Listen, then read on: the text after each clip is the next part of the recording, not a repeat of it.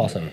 Hello, my name is Matt Tullis. I'm a Business Development Director for Games and VR for Immersion Corporation. I've been in the games industry for a while. Used to work at Dolby Laboratories, another technology company involved in games and VR. Is this okay? I feel like I'm a little hot. Quick question. How many of you out there have read Ready Player One, the book? All right, cool. Most everybody. Quite a bit. That's kind of really exciting for us as a haptics company because it's kind of the first real pop culture reference to haptics that they're hoping takes hold. There's a movie coming out from Steven Spielberg coming soon, and it's going to be really exciting. For those of you who have read the book, haptics plays a key part, and it's definitely a path to the future of haptics, and I'm going to talk a little bit about where we are today and how we get to kind of some of the stuff from that book. All right, so let me go through this build real quick. The promise of VR is a word that gets thrown around a lot called presence, right? So that's what everyone wants to achieve is presence in VR. Really what that is the combination of our vision, our ability to hear, or audio, and touch, combining to create a sense of immersion, not our corporation, but immersion, which then leads to presence. And I just want to talk about, immersion is essentially closing yourself or the person outside of the environment they're in. Immersion is measured in how much are they contained within this environment. Presence is the idea that you consciously are in this other environment. So they're two separate things. Immersion is essentially closing out the subject or the player from the outside world, and you can essentially measure that. But presence is the idea that they're consciously occupying this new world. So the reason I want to talk about that is because touch and the sense of feeling really has a huge impact on the sense of presence.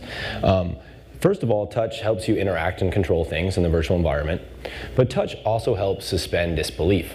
I have a headset on, I'm now in this other world, I want to reach out and touch something, and if my hand goes right through the table, I'm immediately taken out of this sense of presence. I'm no longer feeling as if I'm there, right? Now, I know that I can't make a fake table in this virtual world, but I can give the player a clue through the controller, maybe a sense of vibration when I put my hand through the table. There are things that we can do to help maintain that sense of presence for the player.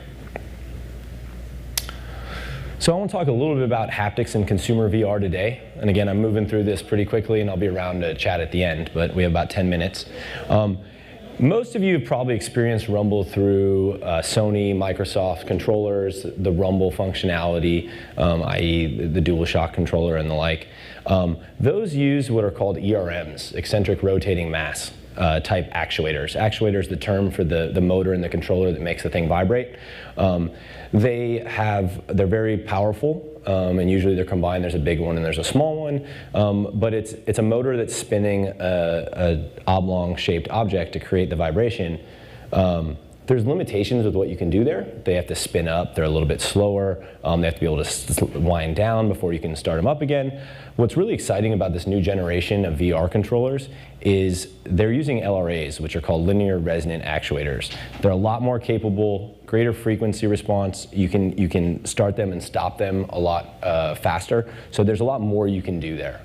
Additionally, there's two of them now, which is also interesting. Instead of having your hands holding one controller, now each hand has a separate controller. Additionally, in VR, it's really exciting. I mean, if you're in this space, and obviously many folks are interested here, there's a lot of stuff coming out. There's different VR peripheral companies coming out with new products all the time. I'm going to call out a couple of them. Subpack, for those of you that might have done the IMAX VR experience down in LA, they use the Subpack vest in conjunction with some games like Raw Data. This thing is like a giant vest you put on. I shouldn't say giant, it's a vest you put on, and it has a lot of different actuators. It largely uses audio to feed it, so it takes audio from the game and it converts that into energy that it sends into you. Really impactful. Companies like Tactical Haptics are looking at different types of controllers that can simulate elasticity and various other things that you might feel when you're holding objects in a virtual environment. And many more on Kickstarter. We see these things coming out all the time. There are full-on immersive suits that you can wear. Again, people trying to get to where we got in Ready Player One. Talking about design a little bit, so we talked about the hardware that's out there. Designing for haptics is something where you want to design it with both the video and the audio in mind, right? We're trying to use haptics to reinforce what people are seeing. In the same way that audio is used to reinforce the visual, haptics then reinforces all those. And as we look at designing for haptics and what we're trying to achieve here, again, I'll go through the build real quick. First is usability. You want a player to be able to interact with your environment. And in some cases, the very first level of haptics is the controller itself, even if it didn't vibrate or anything, right? Like you have the ability, you can push a button, you can feel it, you can interact with the environment. And that extends to other use cases. But really moving up a level beyond usability is performance. You want to make the player play better. And one example of this is, not like in a competitive advantage standpoint, but you want to be able to get the player through the game.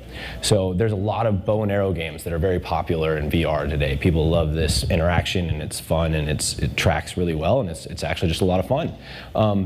One of the uses of haptics, and in this performance category, would be as you grab a virtual arrow and you're holding your virtual bow, you're trying to get it so it's notched in there so that then you can pull it back. If you just grab it and swing it, it's not going to notch into the string. Now that's right there a perfect example of how haptics is used to help performance. So if you're got a never-ending onslaught of orcs coming at you and you're grabbing arrows and you want to be as fast as possible, when you get it to the right spot, they give a haptic clue. It vibrates. It lets you know that as a player, okay, I'm in the right spot. Now I can pull it back. Now I can launch the arrow, right? So it's elevating the level of performance.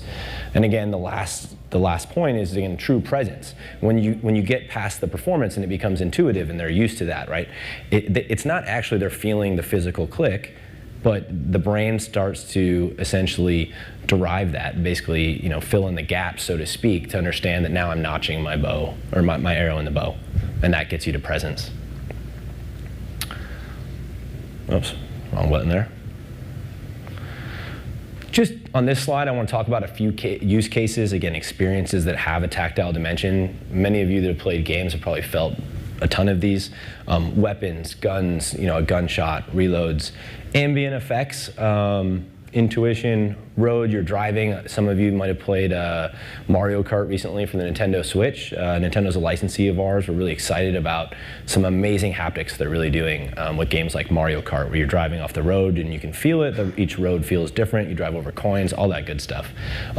Explosions, that's a common one, and so on. Crashes, impacts, force.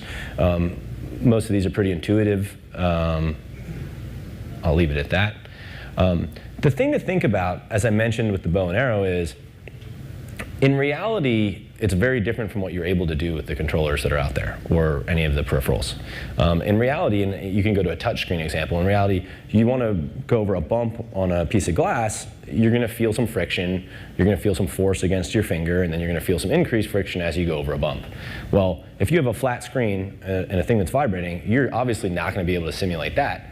But we're trying to use the primitive components of that to trick the brain into feeling it. And again, once the brain learns, it will fill in the gaps. And so to do something similar, you would have a low-level vibration and then maybe a sudden spike in vibration as they cross over that point that's supposed to be the bump or the line. And again, the brain will trick itself into thinking it's feeling what it's not actually feeling. That whole paradigm is something to think about. I always draw on my time at Dolby and working with audio companies and audio teams at studios. When audio first moved from beyond stereo in games, or from 8-bit into stereo, there's this, hey, we want to make things realistic now, right? It's not, we don't have to synthesize this with 8-bit effects.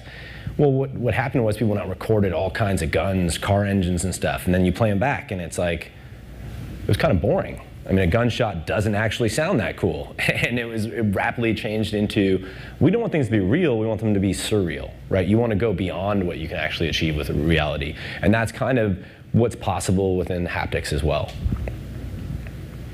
So again, on the design front, clear association is important.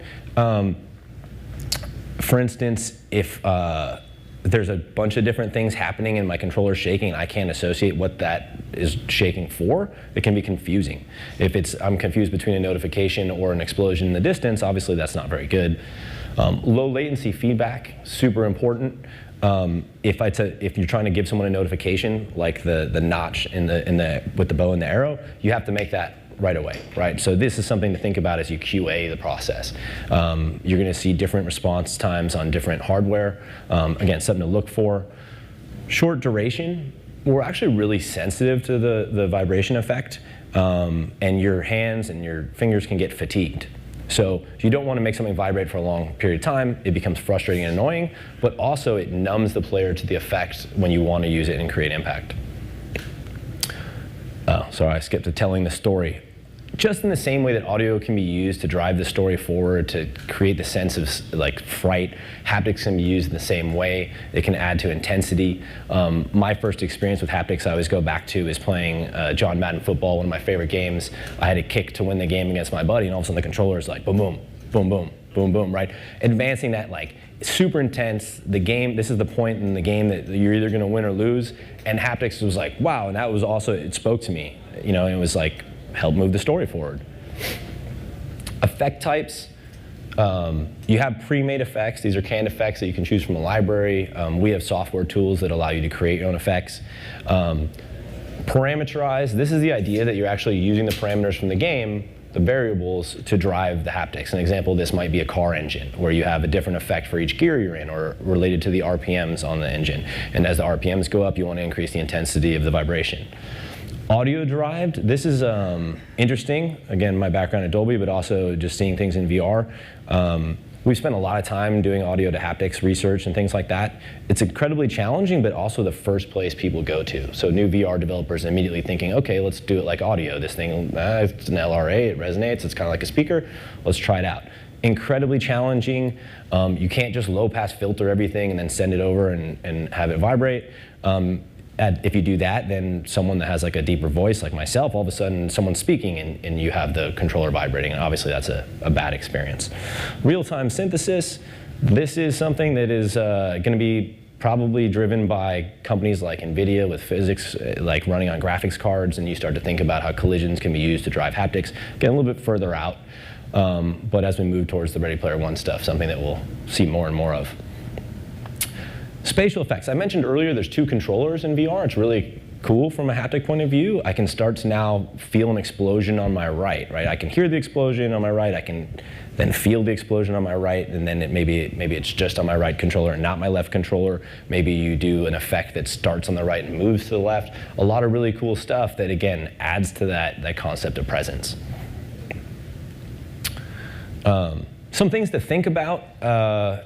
Most developers won't have to think about the hardware, but when you're dealing with haptics, a lot of it's amplifiers, motors, things like that. There's a lot of things that can go wrong, right? So from a hardware perspective, obviously they're trying to do their best, but as a developer, you should pay attention to, does this play back differently on the Oculus Touch controller than it does on the HTC Vive controller?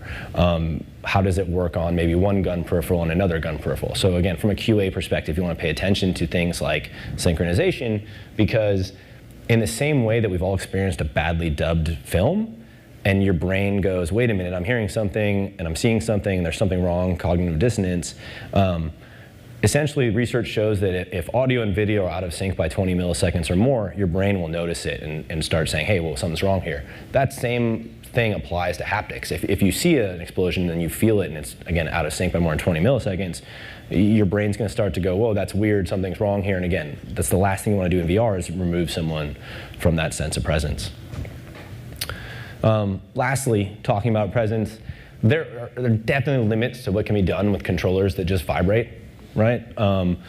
And there's a lot you can do, which is really exciting. And as a haptic company, we're super excited about the investments in hardware that HTC, Oculus, Nintendo are making in great haptics.